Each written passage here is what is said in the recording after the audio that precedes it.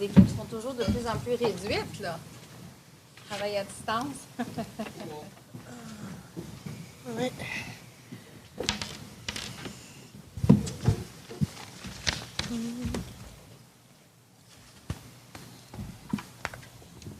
Alors, bonjour tout le monde. So, hello everyone.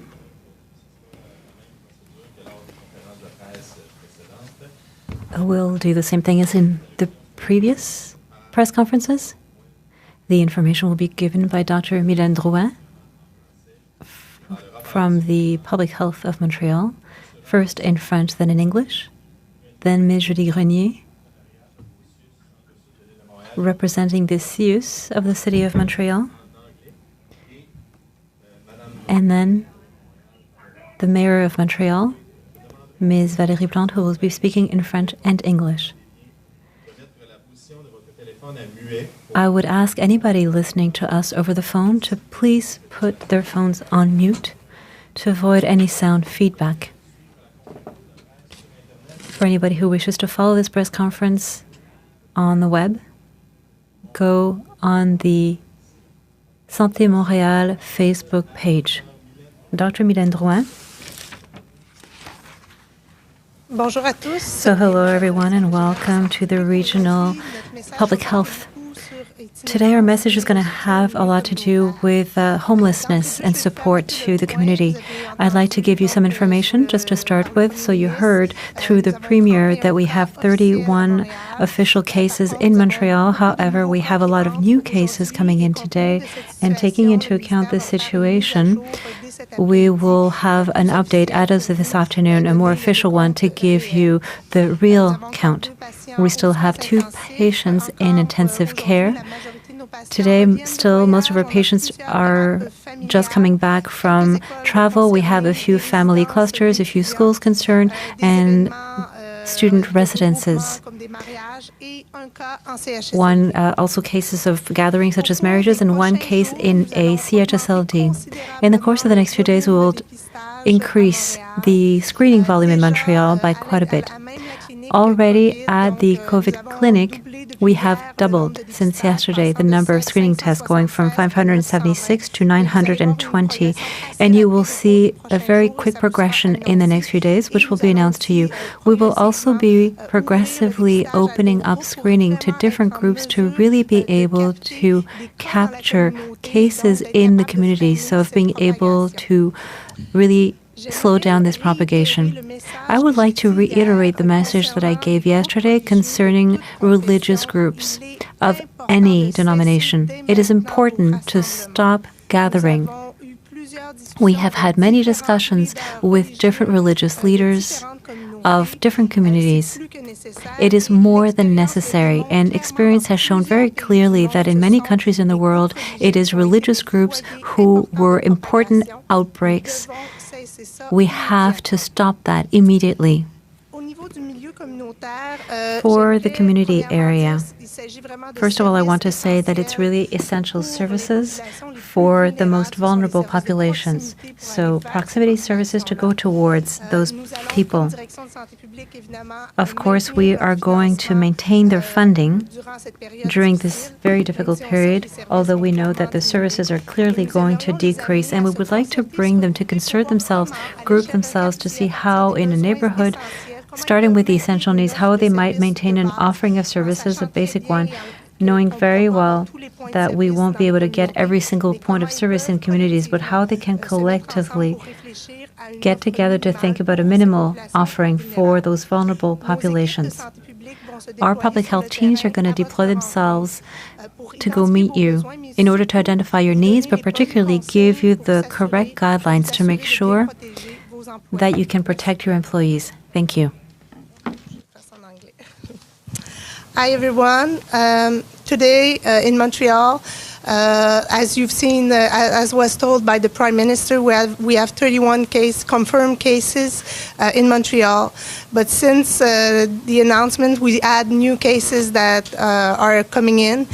So this afternoon, the government will do an update on those numbers. We have still 2 persons that are in intensive care unit.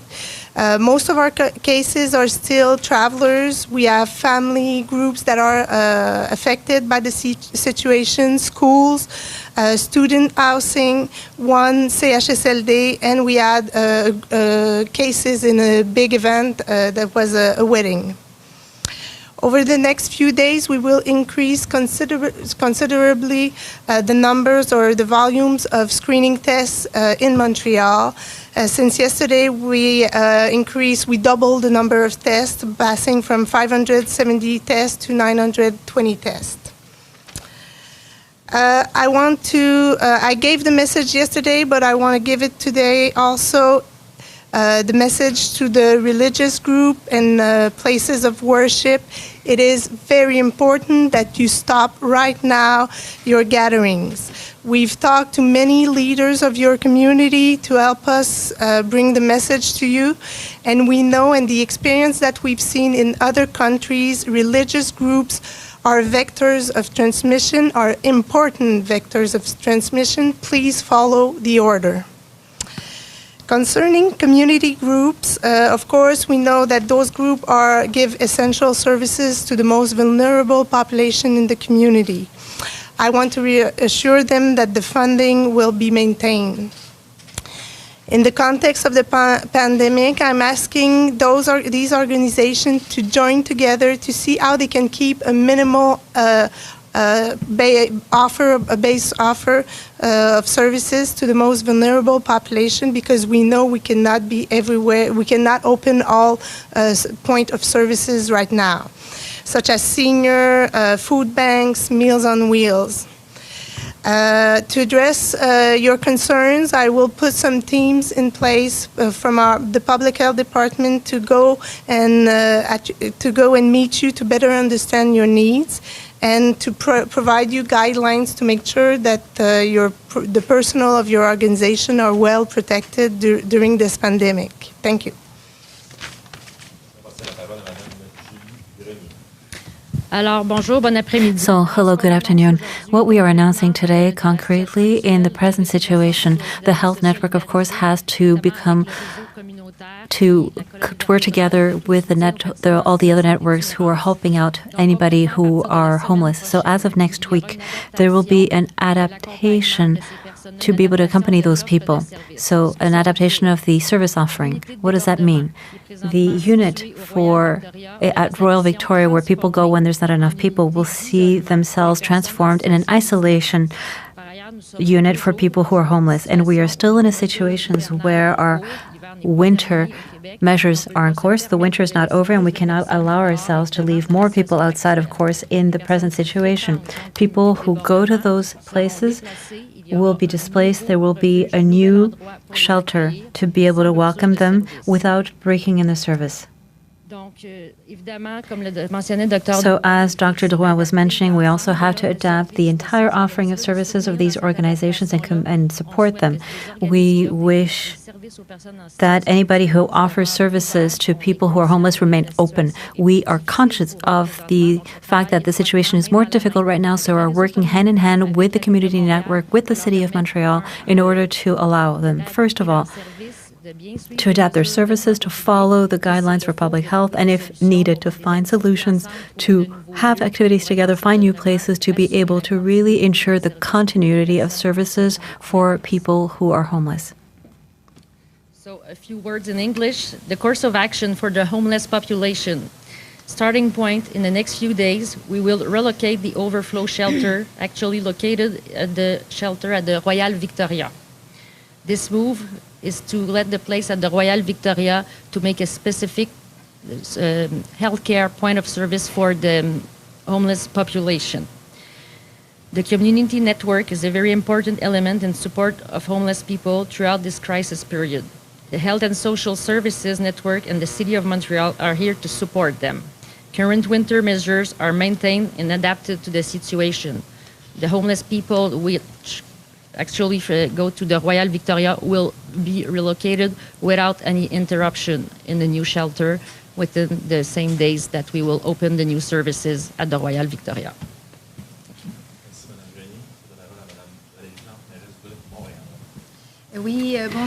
Yes, hello to everyone. I am very happy this afternoon to be with my colleagues of the CIUS, the Centre-Sud de l'île de Montréal, but also the Regional Direction for Public Health, in order to be able to talk about the measures linked to a community that is particularly vulnerable right now, and it is that of the homeless. Everyone has started working very hard in order to find solutions, in order to improve the daily lives of the people who live in the streets and to find solutions as well. We were talking about it with the centers that were identified. I really want to thank all employees, all volunteers who work in the different shelters. They do absolutely exceptional work, very important work, and we know we want to recognize that contribution through the government of Quebec. We made a request so that employees be considered, or that the work that they're doing be considered an essential service, which was accepted. And we're happy about this because it means that those people, the people who work with the homeless population, will be able to use the daycare service set up by the government of Quebec. So I wish to thank the government for their opening. And of course, I'm telling all those workers who are in the field right now to continue with their excellent work. In the elements that are put forward in the city of Montreal, but of course as a support to everything that Ms. Grenier mentioned. For us, it's really important to identify places that could be used to all overflow shelters and units, and to make sure that if we have to decrease the number of people who are present at the shelters, we would have places to be able to house them. And this is now done. The City of Montreal has identified many places up until now, and we will be able to tell you more as the plan deploys. What I also wanted to mention is that the City of Montreal and the Ville-Marie borough has found solutions for everything having to do with the basic hygiene needs for the homeless. And we have decided to deploy sanitary temporary places, which are made of places where they can wash their hands and go to the bathroom, and in other places to make sure that everybody can satisfy their basic needs. So the list of the places where these will be deployed will be communicated very quickly to the different organizations that work with the population who live in the street. We're also working with United Way of the Montreal area to set up to make available different sanitary products, such as cleaning products, disinfectant, and wipes. I wish to thank the Greater Montreal United Way for their efforts and contribution, and it's always a pleasure to work with them. Another element, talking about the people who are more vulnerable, I talked about it to you on Friday. It's a question of food banks. We have a lot of employees who are available and who are now helping out at Moisson Montréal, and we're very happy about this. And since the needs remain very important, we'll be able to deploy employees depending on the needs that will be shared. Because in a circumstance such as this one, we can see that the needs are not always the same from one organization to the next, but we are present. So it really is what I wanted to tell you this morning, or rather this afternoon, and of course reiterate the messages of Dr. Drouin, the importance of respecting guidelines, of really ensuring it is essential, in fact, that we not gather anywhere, inside or outside. We invite people to go air themselves out. It's good for your health, but respect the rules. If we're talking about 1 or 2 meters distance, you have to respect that. So yes, you can, maybe not enjoy the outdoors so much today because it's raining cats and dogs, but enjoy the outdoors, yes. But I invite you strongly, in fact, I ask you to please respect the guidelines and, of course, to wash your hands assiduously. I'm going to switch to English now. English. I was just beginning by saying that I'm glad to be here with my colleagues to talk about how we are addressing the needs of the most vulnerable in our society. And of course, I'm talking about the homeless community and the announcement that has been made by the CIUS du centre-sud de l'île de Montréal et bien sûr de la direction régionale de la santé publique. The regional direction for public health are going in that sense. Montreal is there to help out. We are happy to know that. Oh, I switched to. I'm sorry. I'm sorry, I switched to French, didn't I? It's Friday. Sorry about that. So, we work together. I guess that's what I was about to say. That it is a collaborative effort. And I'm very glad that of the announcement that were made about the Royal Victoria, of course, and how we can support better this community.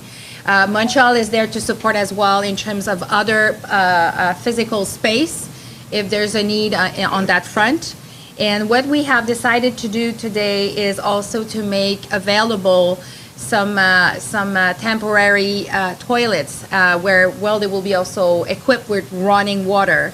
And it will be displaced in different places in Montreal, a lot in the downtown area, and the location of those toilets will be available through the organization that work with the homeless community. Also, I want to thank the Centraide du Grand Montréal, who is offering hygiene products and material to the homeless community, anything to disinfect and to wash their hands through so different things like that. So as you can see, it's a team effort. I would say the needs are changing, but we're also always there to adapt. And just a word around adapting is about everything related to food banks. The needs are there. Vulnerable community are still, they were hungry before and they will continue to be hungry, and there might be even more people in need. So the City of Montreal is still really active through working with their public servants and how they can support those efforts as well. So last thing, but a very important one, I just want to reiterate the importance of what Dr. Drouin have said around gathering, places of worship. It is not the time to gather. It is time to follow the recommendation. It is for your health and the health of the entire society. We need to stop gathering. So please follow the recommendation done by the government of Quebec and also by the Public Health Authority. Thank you very much. We'll now be going to the question period in French. Kathleen Lévesque, et par la suite, on va passer aux questions au téléphone. Je rappelle que c'est une question et une relance. First questions here on the premises and then phone questions. You regularly talk about measures. Screening tests have been increased.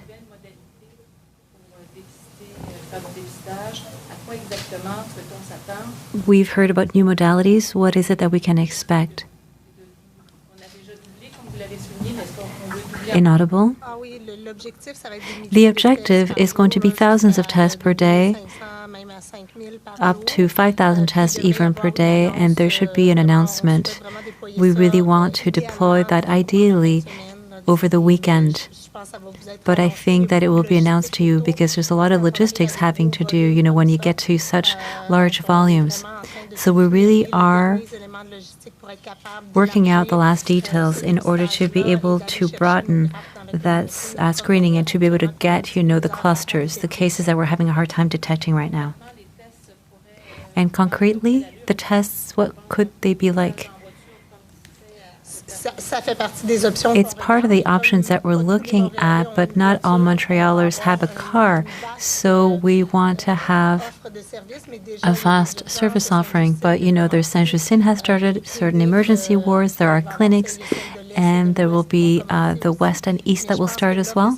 But I think that the service offering is going to be evolving and will be announced to you, if not tomorrow, well, at the very least over the next few days. One last question.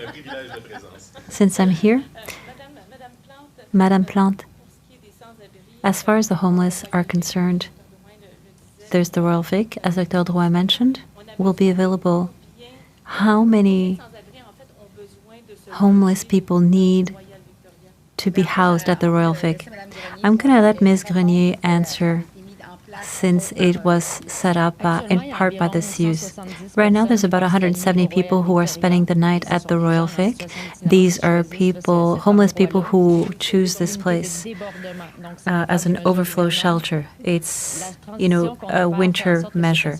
The transition that we've made makes it that these people are still going to have some place to sleep next week when we transform the Royal Victoria Hospital in a specific place for COVID-19 for people homeless. So the 170 people who slept there last night will quite simply spend the night in another place that will be set up for the same needs that the Royal Vic was filling right now. Telephone questions now.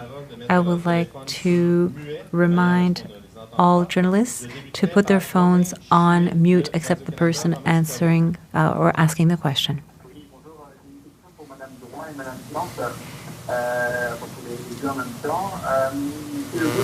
Inaudible.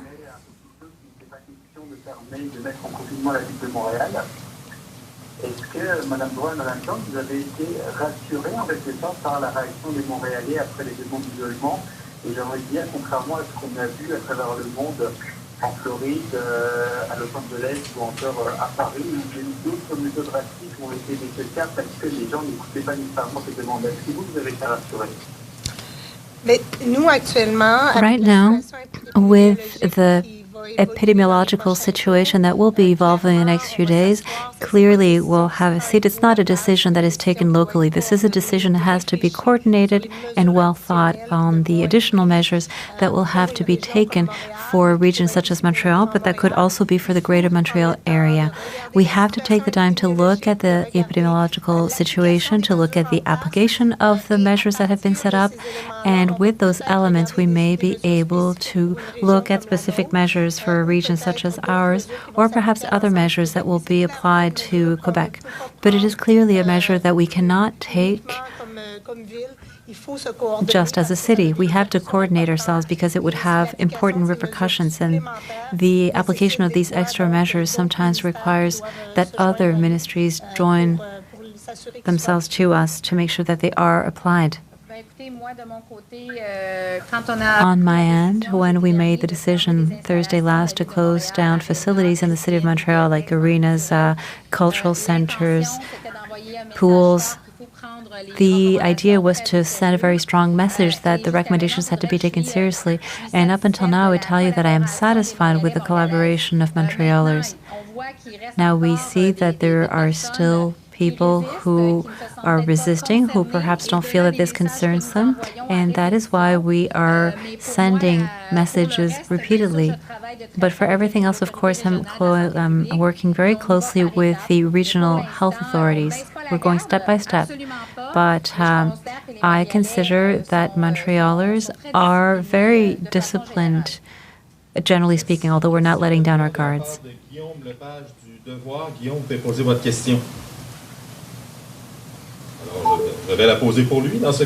Okay, the question. The first question is for Ms. Drouin. The public health sector of Montreal, do they support the request of the Côte-Saint-Luc Mayor Mitchell Brownstein of placing his municipality under quarantine? As I just mentioned, that kind of decision cannot be made at the local level. It has to be done looking at all the epidemiological data, looking at the present efficacy of the measures being applied, and looking at the following measures using what we know from other countries. That is a decision that has to be made with the government, and it is possible that there are decisions that are going to be specific to Montreal because of our specific urban context. But in that case, it will be a concerted decision. We'll work on it with the government and also other ministries where we need a contribution to make sure that it is respected. I just wish to reiterate what Dr. Drouin said. Is it possible to know how many people have tested positive and or have been put in isolation since the wedding of the 14th of March? where apparently a person would have contracted the illness. I don't have any specific data on the number of people in isolation, but I do know that there are 2 cases associated to that specific event. And of course, the wedding had hundreds of people present from whom we've asked to be that they be put in isolation. So it has the scope has broadened. I don't have the exact number, but there were, yes, hundreds of people who were participating in that event. Any French questions left on the phone? English questions now. Est-ce qu'il y a une question en anglais d'autres journalistes qui sont présents sur le téléphone? Bonjour, Aaron.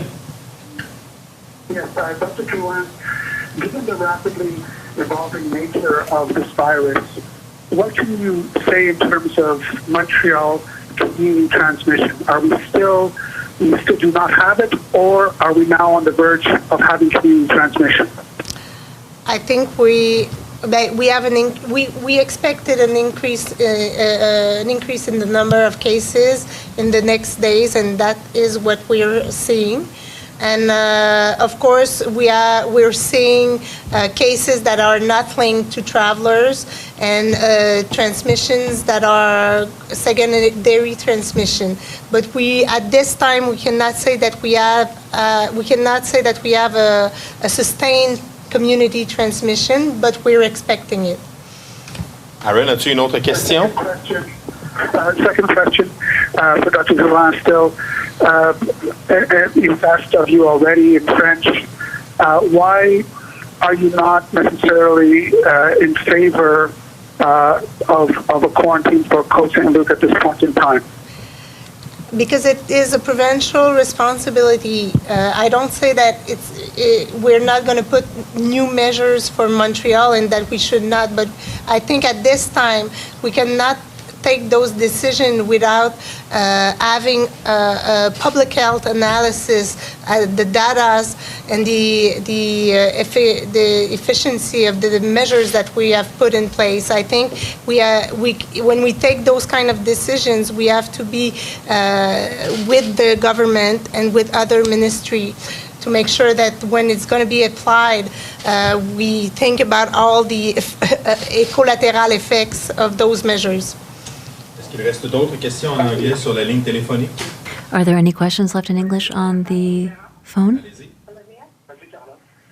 Alors, Carole Libéral de Radio-Canada, je veux juste revenir sur la situation à la ville de Côte-Saint-Luc. Est-ce que ça vous inquiète? Coming back to the Côte Saint-Luc situation, are you worried with what has happened over there? Well, right now, the information that we have and, of course, the elements that we have are linked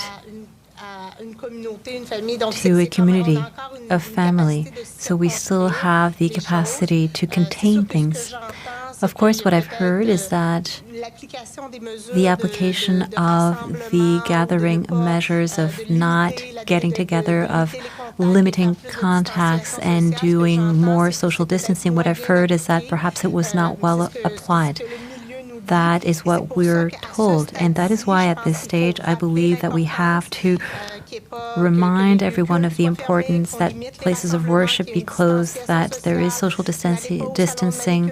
Do not go get your nails done if it's not essential. Do not go get your hair done. Do not go to the mall if it's not essential to go. So it really is those measures. And I'm not saying that we're not going to get to new measures in the next few days or few weeks, but once we announce them, it'll be because we'll have made a full analysis of the epidemiological situation and of the measures that we have to adopt with the government of Quebec. So if I understand correctly, everyone is being asked on a voluntary basis to do things correctly, and if it doesn't work, then you might adopt new measures. Together with the provincial government, yes, these right now, the provincial measures, the emergency measures are, provincial from the Director of Public Health. These are not decisions that can be taken at a regional or local level. It has to be a coordinated effort. And of course, it has to be done in complementarity with the government of Quebec. Of course, as a regional authority, we will be told and we'll make sure of the application and all the consequences that will be associated to it. if it gets to that. Oui, Olivia O'Malley. On va y aller avec Olivia O'Malley. Allez-y. Je n'ai pas compris qui. Madame O'Malley, vous pouvez y aller. Allez-y, pardon. Sorry. Good afternoon. I was wondering, so the Royal Vic, it will be a housing unit basically for all homeless people who test positive, whether their symptoms are mild or need to be hospitalized? J'ai pas tout à fait bien entendu la question. I didn't understand the question quite well, but if I could answer, That's the question. The Royal Victoria, the mission of the Royal Victoria will be transformed to put in isolation some homeless people who would be diagnosed. Or waiting for their tests. Yeah. Like if you have an homeless people that has symptoms and that has passed the test, while waiting for his result, the homeless person is going to be isolated. And if we have positive cases, it is going to be the place where they're going to be for the time they have to be isolated if they don't need to be hospitalized. And this measure is put in place to help the other community organizations to not to have to take those people in their shelter while they are waiting for the results or if they are infected, to avoid other transmission. Okay. Obviously. Prochaine question. I have one. Oh, go ahead, sorry. On s'excuse, Sorry. c'est très difficile. And I'm sorry, I know you answered it in French, but I was wondering if you could talk about where you will be putting the people who are currently in the Royal Vic winter overflow shelter when a possible case comes in who needs to be self-isolated. Okay. The people who are actually in the Royal Victoria as a measure for the winter time will be transferred to another location when the Royal Victoria will transform its mission for COVID-19. So in the same days, we got to switch the mission and open the new place for the people that are healthy but homeless, looking for a place for the night, and the people that are diagnosed with or waiting for a diagnostic of COVID-19 will be now at the Royal Victoria. Anyone who have access to a bed right now will have access to a bed after we switch the vocation of the Yes. Royal Vic. Same access will be maintained for all the homeless people, but we are adding some specific measures for them within the context of the COVID-19. Prochaine question. So, Andrew Brennan, ICTV News. This question for both Dr. Delaine and also Mme Menares. I guess the first thing is the Quebec Hotel Association has confirmed that they've been speaking with the government about the possibility of using hotel rooms as additional beds for COVID-19 patients that would be less severe cases. I wanted to see this in terms of looking at this possibility, if this is on a public health level a good idea in order to just for their for isolation of patients that are in a less severe kind of developing less severe symptoms and don't need to be in hospitals. If this will keeps the health network free or frees up beds in hospitals to ensure that patients that do need to be there can be there.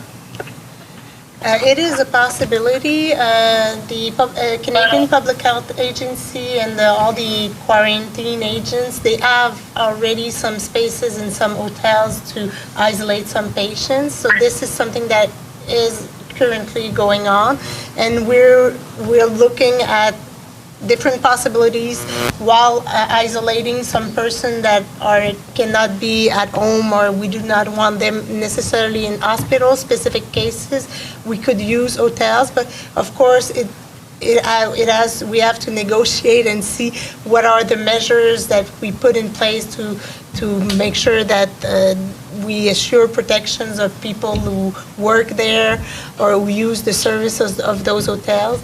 But it's something that we see in different countries, and we do not exclude it. Prochaine question. I think it's possible to do a quick follow-up. Is that okay? Oui, allez-y. Just in terms of the possibilities there, you are saying looking at trying to negotiate about certain if other guests are staying there.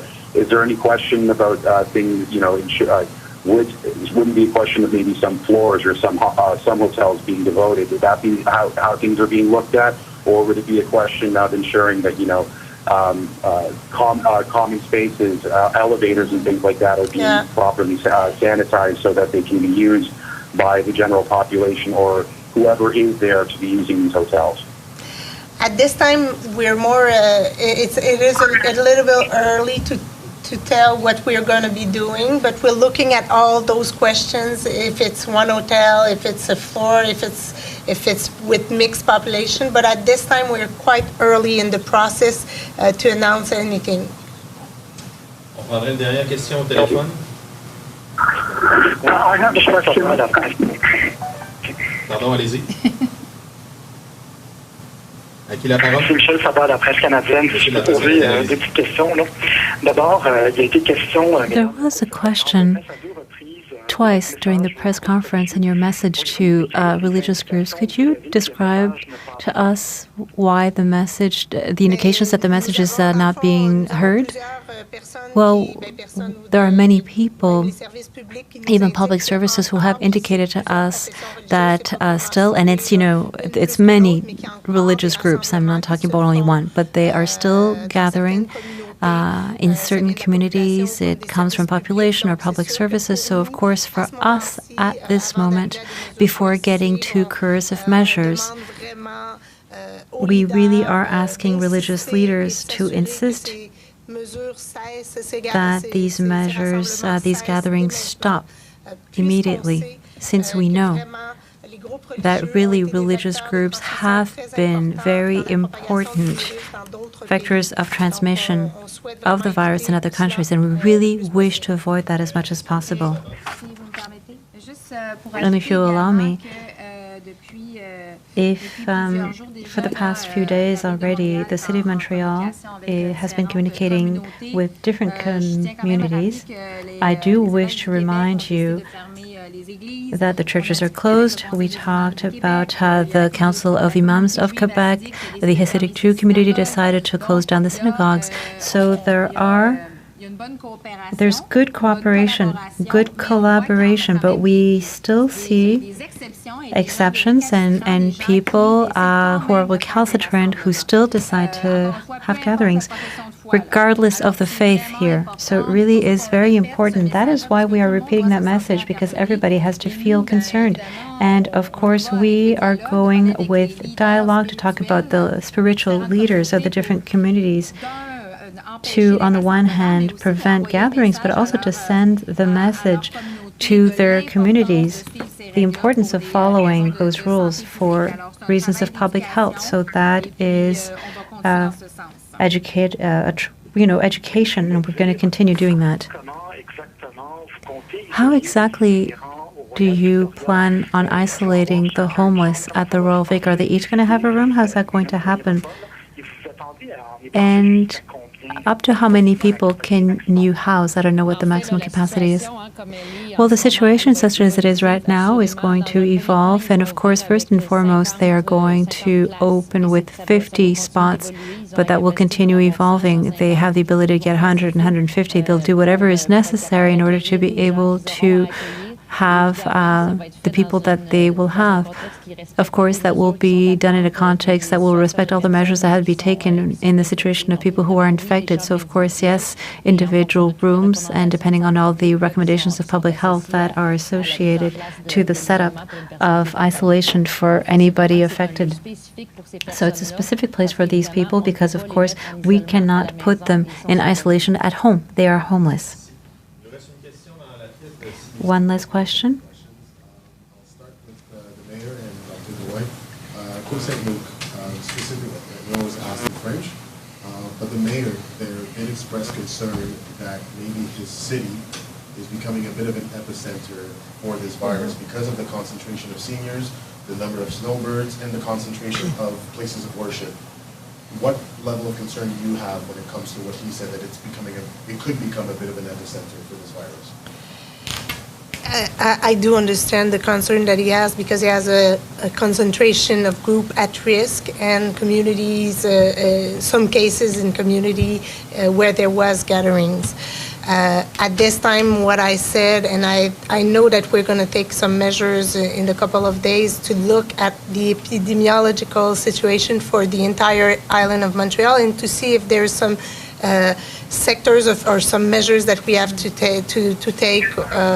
But those cannot be taken at a local level. We have to make sure that we are aligned with the government and other ministry that will help us apply those measures. Well, I mean, for people who are not familiar, Côte-Saint-Luc is right in the middle of Montreal, so it's surrounded by different boroughs. So I think that when Dr. Drouin said that it cannot be just a local initiative or an actions because we're all connected in this. So I understand the mayor's concern, of course, and I think he definitely want to do the right thing. But for me, it's very important to follow the directive and to be connected to the work of the government of Quebec, but mostly the Regional Authority of Public Health. So I would definitely go with what Dr. Drouin have been saying about that. And just a quick follow-up for Dr. Drouin, a bit of clarity on the people who are getting tested, who's getting called back? Because it seems like the Minister of Health said right now it's only the positive, people that test positive that are being called back. Can you shed some light on that? Is who's being called back and why wouldn't people get a call to say, oh, no, you're not positive? Usually it's the responsibility of the doctor that made the prescription to give the test back.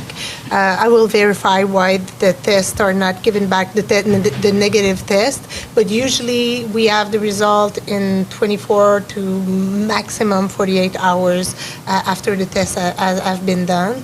So usually if someone is positive, they should know, and those are our priority. And what we have really mobilized enormous lots of resources to do the screening, to do the investigation, and calling back every test with the numbers we're going to do this weekend. It's impossible, and we would have to have new resources mobilized only to give back the test. So maybe it's going to be the direction that we're going to say that if you're not called back in a certain length of time, it's that you're negative. But I don't think we're going to have the resources to call everyone back. So people should assume that there's a certain time lapse that, okay, maybe I'm fine. Yeah, but I can verify, but I think this would be the way, I think the way it is managed actually. Would you allow me one last question? Dr. Drouin, what concern do you have that we're hearing more cases of healthcare workers who are testing positive as far as their safety, but also with other patients in those establishments? I think what we'll see is the screening of healthcare workers with symptoms are going to be a priority coming soon, because we have to make sure to protect our healthcare workers. I always say if we do not protect them, we'll have problems in 2 or 3 weeks to go. And of course, we're reinforcing all the measures in the hospital to make sure that the protections are there, the equipments are there, because it's central. We have to protect our healthcare force. Merci beaucoup tout le monde. Thank you. Thank you, everyone.